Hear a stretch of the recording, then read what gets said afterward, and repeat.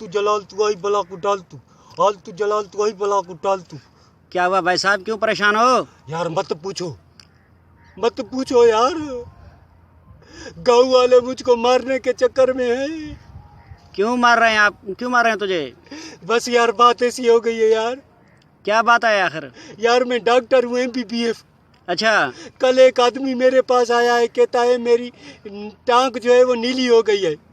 अच्छा। मैं समझा तुमको कैंसर है। मैंने कहा बाबा तुमको कैंसर है, टांग कटवानी पड़ेगी। तो फिर उसकी टांग काटी है। सुबह फिर आया, बोलता है मेरी दूसरी टांग भी नीली हो गई है। अच्छा। मैंने दूसरी टांग भी काट दी है। फिर दोपहर को आया है, कहता है यार मेरा हाथ भी नीला हो गया है। मैंने कहा चाओ तुम मूजी नंबर 1 है, मेरे पास तुम्हारा इलाज नहीं है। वो दूसरे डॉक्टर के पास गया है तो असल मर्ज का पता चला है।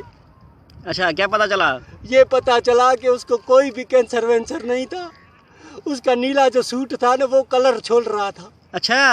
हाँ, अभी वो मुझके मेरे मारने के चक्कर में है सारे गांव वाले। तो अब क्या करोगे? अब क्या करूंगा?